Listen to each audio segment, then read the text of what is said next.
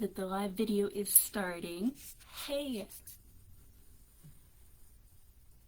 Woohoo! Okay. Facebook tells me I'm live. You can tell this is the first time I've done this. And it gives me a screen that is full of so many different things. Wow, this is a whole new world. But in any case, for anyone watching, hi, I'm Elle. Normally you'll see me in the Cozy Mystery Reader group doing what we call takeovers, right? When the authors post a bunch of pictures and interact via posts. But I thought for the festival this weekend I would try something new. So that's why you're getting to see me live. Or recorded, because I do hope that I will figure out how to save this video so that you can watch it in the future too, because I know timing is tough for everybody. So, as I said, I'm Elle Hartford. I write the Alchemical Tales mysteries. So the first book in that series is called Beauty and the Alchemist. I know I've talked about it in the group before. And it is cozy mystery with a fairy tale twist. So our the setting is like a fairy tale town. It's in like a fantasy world, and each of the novels is a retold fairy tale. So obviously we start out with Beauty and the Beast plus murder, and then the series goes from there. I'm working on book 10 at the moment, if you can believe that. But what I'm here for today, specifically to celebrate Aconite Cafe, because I love this group that they've put together. I love all of the events that they do and the anthologies that they put out. And the very first short story in the Alchemical Tales world was published in an Aconite Cafe anthology years ago at this point. And so it follows our protagonist, Red, an alchemist, and her buddy, William, a talking dog, of course, as they set up in Belville. And this is like when they first settle into their little fairy tale town, and of course immediately encounter a murder or mystery. So, like I said, in honor of this event, what I wanted to do is go back and read that short story for you. And because this is a festival and we're doing lots of giveaways, please at any time feel free to comment. All comments will be entered into a randomized draw to pick a winner for a signed Alchemical Tales novel. That could be Beauty and the Alchemist, but if you've already read that one, it could be any one of the books after that. I'm happy to do whichever one you need, and I will send it to you, signed, all that good stuff. And I'm trying to remember the schedule that they set up. I believe all of the giveaways are closing on Monday. I will post an update if that is not the case. Yes, but I believe that we will close the giveaway entries and post the winner on Monday. So if you are watching this not live, you might still have a chance to enter. And even if you're watching this weeks, days, months, years in the future, go ahead and comment and let me know what you think, because I love sharing these stories. It's great fun. When I started out writing, I thought that I was only a writer, you know, and a lot of writers, we live in our heads, and we do best with printed word rather than spoken word. And I have found that I won't say I'm, you know, a great public speaker. As you can see, I'm not totally polished, but I do enjoy reading aloud more than I thought. I have found this to be a really fun way to share stories. So I'm very excited, if you can't tell. And I am hoping that this is working. From my screen I can't see very much. Oh, there we go. We could make that a little bigger. That would probably help. Get rid of it, but you'd never believe how many pop-ups Facebook can do. Okay, so I think that we are all set. I don't see any problems. Oh no. Oh, okay, good. Now we're good. I'm so sorry. I don't know what happened. It froze on me for a little minute. Probably because I was messing with things. So I will refrain from doing that.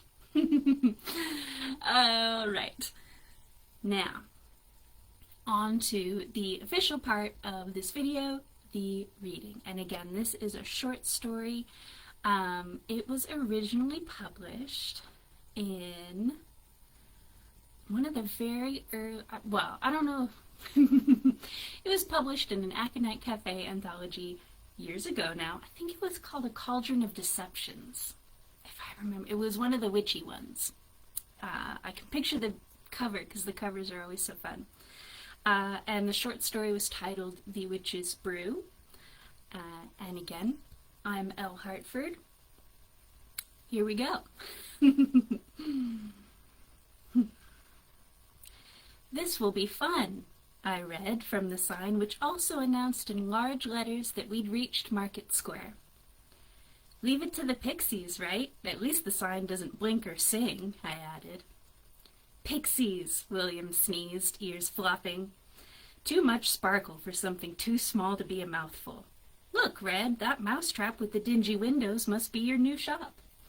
I'm going to interrupt myself and just say briefly that as is the case if you've followed me on my YouTube channel, when I read these short stories, because I have written now 9.5 novels and all the short stories, I usually haven't read these myself in a long time. So this is the first time I am also reading this story in a long time. So if I seem like I'm cracking myself up, that's why. It's fun to revisit these. Okay. We go back to Red and William looking at their new shop. William looked like a large black dog mop hybrid, but he had magical qualities, not least a distrust of small, hyper creatures. He had been someone's familiar once. Not mine, just someone's. We were both laden with merchandise, so the progress was slow, but I smiled as we drew near the building he'd pointed out. We've got work to do, I said. Our first days in Belville were a blur of herbs and citrus disinfectant potions. My new shop, Red's Alchemy and Potions, had a front room for merchandise, a kitchen and pantry that would be my lab, and the tiniest of backyards with a staircase to the snug second story where William and I made our home. As I set up herbs and bottles, humming to myself, William slept against the front door. You can't do that when we're open, I warned him, swiping long dark hair from my face. Always in a ponytail and trapped behind the alchemist's goggles permanently plastered to my forehead, my hair still managed to get in the way. You ought to get a warlock charm for a bigger yard. William contemplated one of the few remaining dust bunnies on the floor before him. That isn't what warlocks do. I shooed the dust bunny with my broom, and it wriggled out a crack in the doorframe. For an ex-familiar, you aren't too savvy about different kinds of magic. For a seer, you sure get lost a lot, William grumbled back. So what if we got turned around a few times on our way to Pastoria? We're here now, I reminded him. I don't do the seer thing, you know that. Now move. I have to pick up more hayflower. Are you coming, or are you guarding the shop? No need for either, said William, yawning. This is a sleepy town. Now, every flower is different. Even some that look exactly like their counterparts elsewhere have sneaky differences, only showing up once you put them in a potion. Hayflower is best picked on a dry day at sunrise, unless you want inverse hayflower, which I did. That's best picked in an afternoon rainstorm. So I fumbled for flowers on a hillside outside of Belville, my cloak billowing around my boots. I didn't mind the weather. Truth be told, I was better at stalking my shop, than selling my stock, but that would change. Belville's Market Square was the busiest in Pastoria, the sort of place customers of all sizes, shapes, and persuasions ended up. It was the perfect place to finally begin my own real brick-and-mortar, more than just a tent on someone else's lawn, potions store. See, I told you I have not read this beforehand. That'll do, I told the last sprig as it went into my basket. I straightened, looking out over town, pointed roofs clustered like flowers in a bouquet. It took me a moment to realize I wasn't alone. The new alchemist, the form said. It looked and sounded like a thin old man, but in the world of beyond it never paid to make assumptions. Lost, are you? I'm not, I said. I mean, I am an alchemist, but I'm just admiring the view. The stranger remained silent, so I tried again. It's a nice town. All the houses with their lit windows and smoking chimneys, except that one. In my effort to make conversation, I voiced surprise at something I hadn't noticed before. One hut, standing alone, dark. The witch's hut, said the stranger. Bit, odd, isn't it? I asked. There are only 2 rules about witches. First, there's only one per town, always called the witch, and second, they don't like to be called weird. I just followed the word just in time. Odd indeed, said the stranger, looming like a piece of scenery in a horror show, that you would remark on it. Do you know the witch?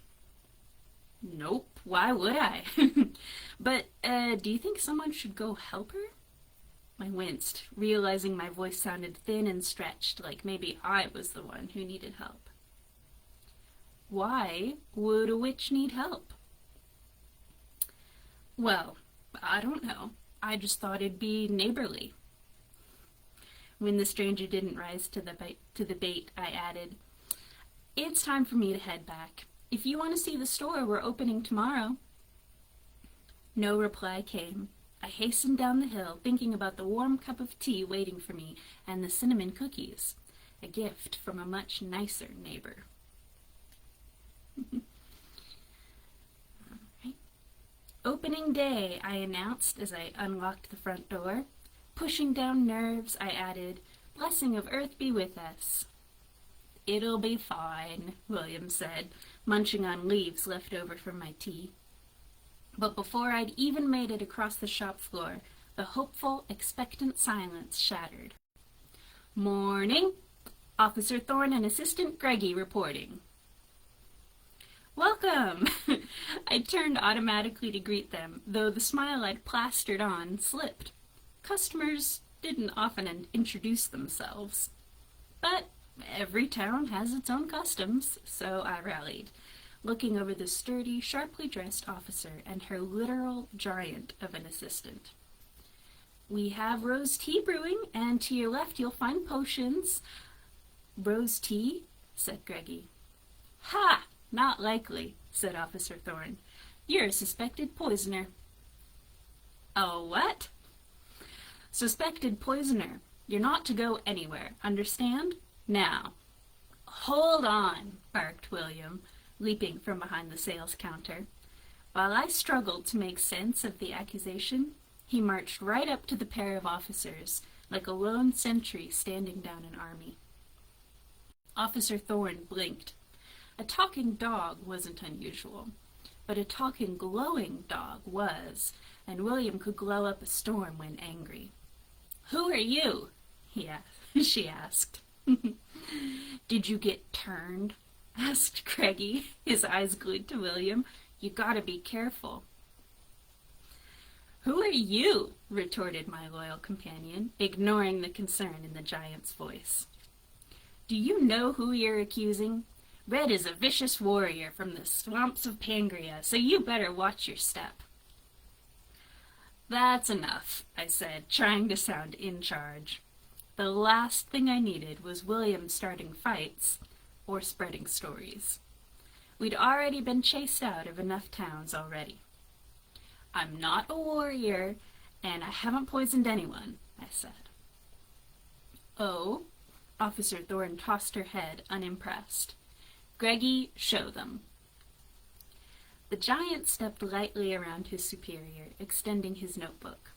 In the pale light of my shop, I saw a color pencil sketch of a witch lying on her hearth, eyes glassy, a fallen teacup by her hand. The witch and I always had tea, said Greggy, sadly.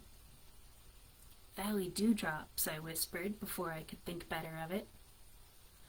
Was it? Kind of you to tell us. Officer Thorn smiled. We'll be back with the evidence and paperwork. Come on, Greggy. Nice shop you got here. Hope your dog can run it alone. I'm going to pause and drink my tea.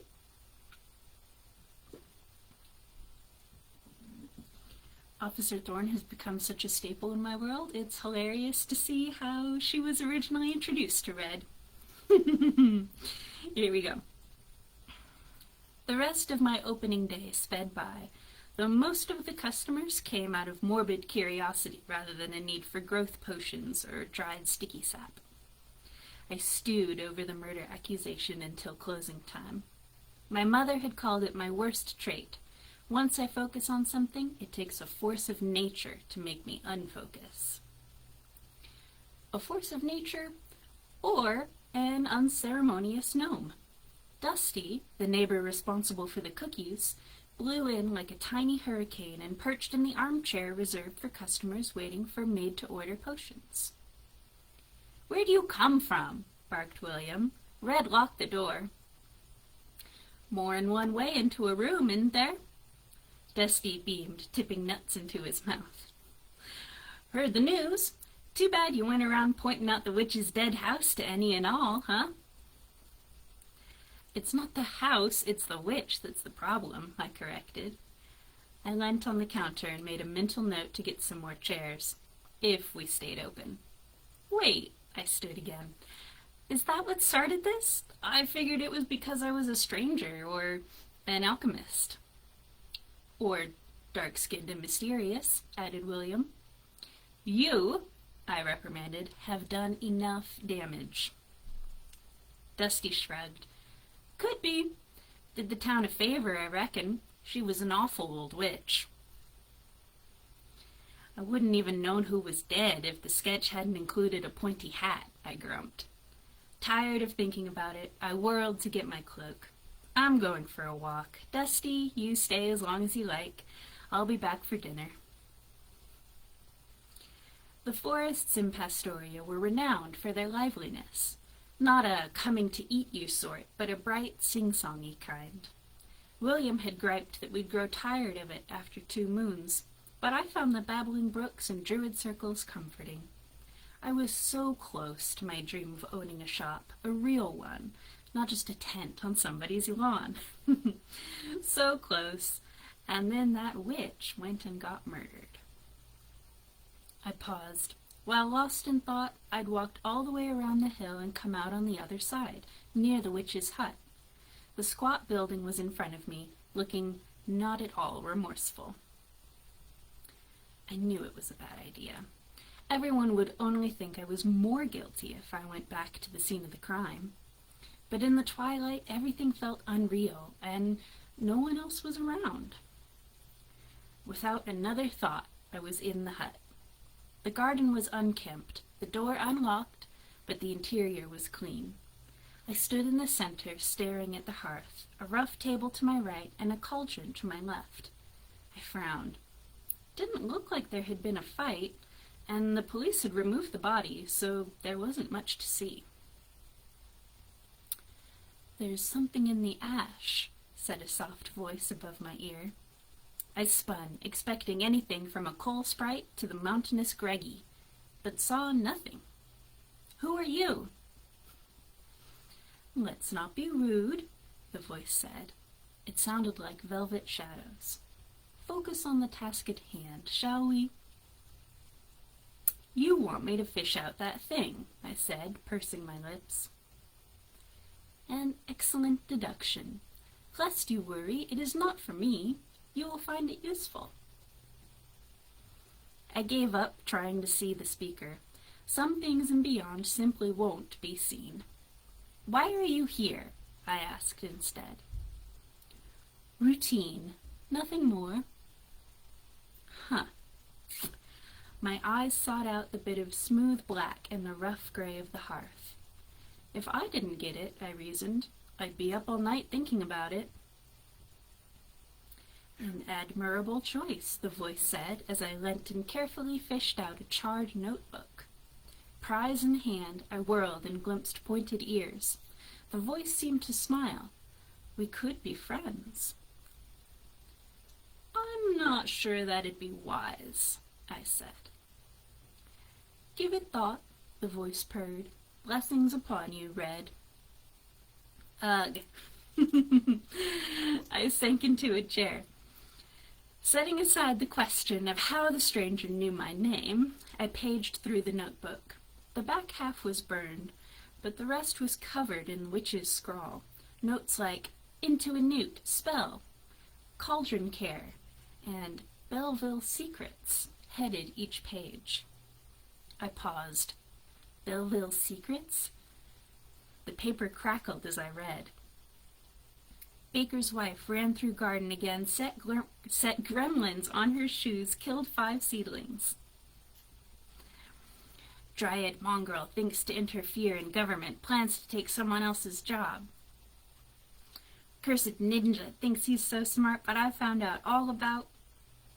A burn mark obscured the word. My focus was broken. I sat up.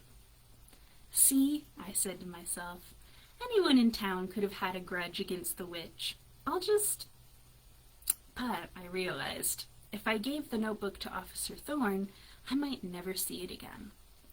And she might never follow up. No, it would be much better to do some sleuthing myself. I resolved to catch the culprit and clear my name, right after I'd returned home and cleaned up my shop. Glad she has her priorities straight. Red is always very focused. Usually on her shop. All right. The next day, William took charge of the shop during lunch so I could investigate. I returned with notes of my own. Visited Baker, Ginger, werewolf, bookseller, nickname Owl, Dusty, gnome, falconer, Ethemia, half-dryad, from Hillside, so he was the stranger she had met. Cleaning store fairy was out, candle seller, Loomy, elf, grocer, unfriendly. And then we go through Red's notes, which, of course, in print was easy to format, but I'll do my best as a narrator. Question. How did you know the witch? Ginger. She ruined my entry in the pie contest, set gremlins on it the very night before. Bookseller. I've been here a long time. Dusty. How could I not? Always cleaning up her messes, I was. Ethemia. The witch and I were known to disagree. Loomy. Oh, gods, she was always in and out, expressing disapproval, you know, me passing for a man, that wretched old thing. Red then asks, could you tell me more? And in her notes, she records Ginger as saying, well, she ain't allowed in here. Bet on that. She's lucky I didn't bite her head off. The bookseller said nothing. Dusty said, sure I could. How much time you got? Ethemia. She was xenophobic in the extreme. Loomy. Oh, it's the same old story, gods know. There's always someone up in your business, isn't there? What does it matter how I was born? I like Loomy. Red's next question from her notes is, who do you think killed the witch? Ginger replied, Wish I knew. I'd bake him a cake, and my cakes are award-winning. The bookseller said, the police believe it was you, Miss Alchemist. Dusty said, that's what you're about to figure out, eh? Ethemiah said, the baker is known to have a violent streak. And Lumi said, well, it wasn't me. I can tell you for sure, though I'll be right glad not to have her spreading rumors about me anymore. More than that, who cares? Say, have you any ever-burning oil? It's something, said William, after we'd closed up shop and he'd read my notes. What's with the bookseller? Nickname Owl? He said everyone calls him that, I said. But I don't know. I think he's the ninja in the witch's notes. So that means he has a secret, said William. And what's this about a hillside? Oh, Ethemiah the falconer. Actually, he's retired. I met him while I was picking hayflower. Seems like all he does is sell nuts and talk to birds. He's not from here either. Sell nuts and tell people what other people said to him, William reminded me. He must be the one who ratted you out. Probably glad someone newer and more suspicious than him is around. Please, William, these are our neighbors. And they're all suspicious, if you ask me, he said. I know, I sighed. From where I reclined on the old sofa in our apartment, I ruffled William's fur. Plus, I saw Officer Thorn, with Greggy in tow, while I was out. She said, and I quote, enjoy the free air while you can. I don't know what to do. My eyes wandered and fell upon some carrot cake, a gift from Ginger. Feel like having a snack? It's the best part of the cozy mystery. Snack time. Okay. Whether because of cake-fueled energy or mid-investigation nerves, the next morning I couldn't keep still. It was rest day in Market Square, so I decided to go for another walk. I left a note and tea for William, who rarely rose before noon. As I wandered away from town, I took note of the flowers. Lumi had mentioned chrysanthemum. I kept an eye out for it. It was a favorite in potions, but it was often crowded out by Valley Dewdrop. Valley Dewdrop, I had known it at a glance, that it was the potion used on the witch. The glassy eyes and the teacup were telling. That poison was always served in tea. The process for distilling the petals was exacting, and I could see why Officer Thorn suspected an alchemist. But anyone in Belville could get these flowers on the hillside. In fact, the rude grocer had said the day before, good luck selling flowers in a place surrounded by 'em. What do we need you for? My expertise, I had told him.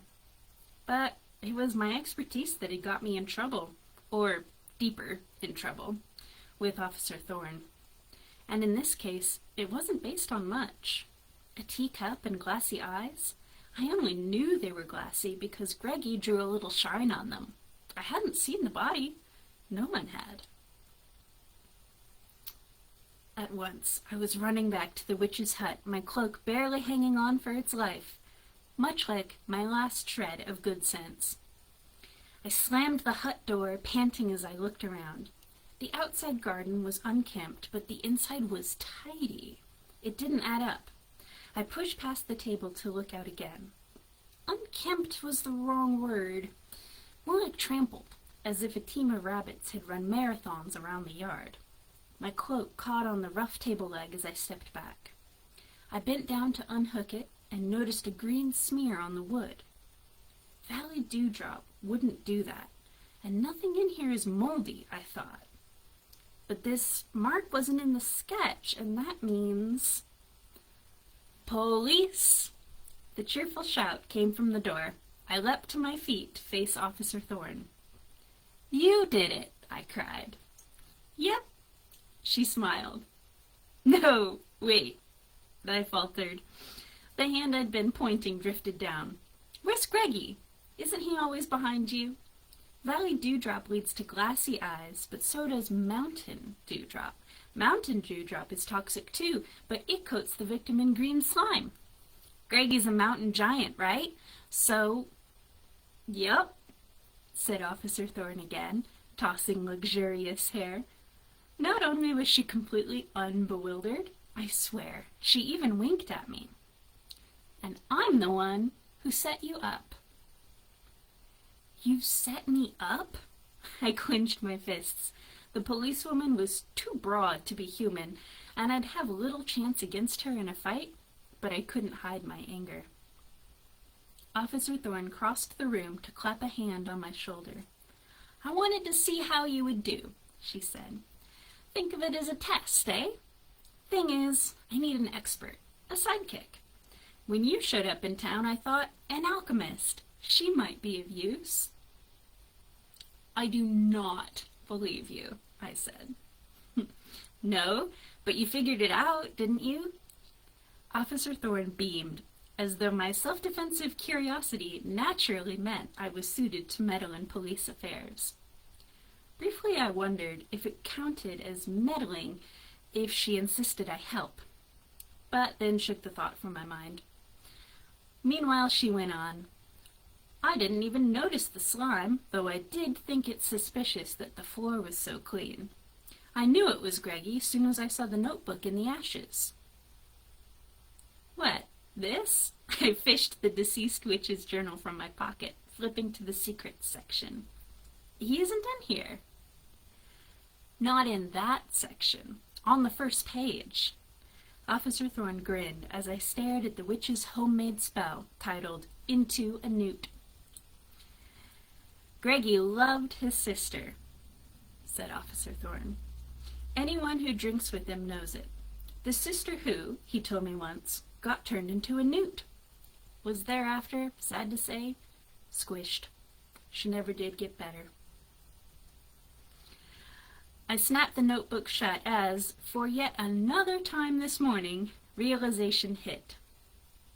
We always have tea, he said. All that time he's been trying to get the mixture right. Something you wouldn't have to do, Officer Thorn confirmed. This time she definitely did wink. So, how about being my new partner? Strictly unofficial, but I could use a hand now and then, especially as Greggy's off the lists. How's your drawing? I sagged. She'd gone from accusing me to recruiting me in the time it took to pick a flower. At least we'd solved the murder, or she had. I wondered if she was always like this. Officer Thorn was already out the door, into the bright morning. She hadn't even given me an instant to think, let alone refuse. I sighed. This, said a velvety voice from the shadows behind me, will be fun. The end. There we go. I'm going to take another sip of tea. Unpoisoned tea. Green tea, though, I will say. That is funny. Like I said, I have not revisited that story in a very, very long time. I think it originally came out, gosh, years ago. That's what we will say. Red and Officer Thorn have come a very long way since then, as have their mysteries, gotten a little bit more complex. And the velvety voice in the shadows, who doesn't get a name in the story, he goes on to become one of my favorite characters. He gets a name, I think, in the Carousel Capers, which is a short story collection that also takes place before Beauty and the Alchemist.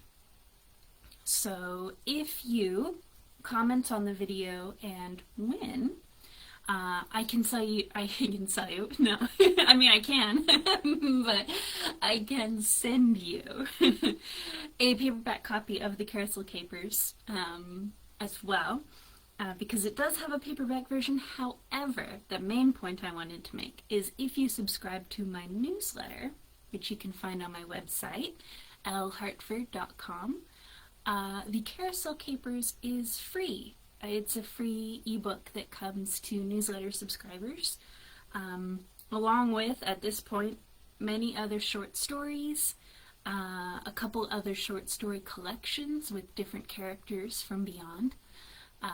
So if you want to keep reading some magical and humorous mysteries. I wanted to say caperous, but that is not the case. But the Carousel collection is full of capers. I will say that. It's very whimsical.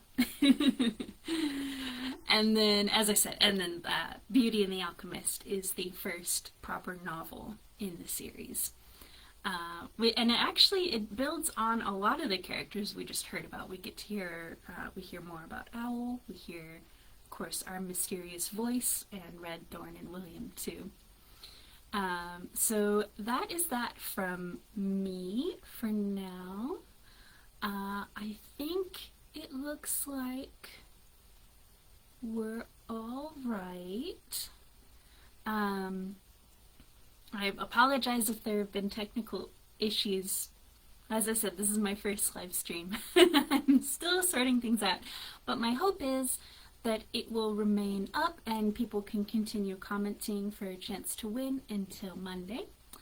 And then I may also share it again to my YouTube channel where I do a couple other short story readings. You can find me, of course, as Elle Hartford. But if you're listening on YouTube, you have probably missed the giveaway entry, so that is a bummer. However, you can still go read more wonderful stories, mine of course, but many, many others as well that are being featured in the Cozy Mystery Reader Tribe group, and have a lovely rest of the Cozy Mystery Festival, and have a lovely Sunday afternoon. Thank you so much, everyone.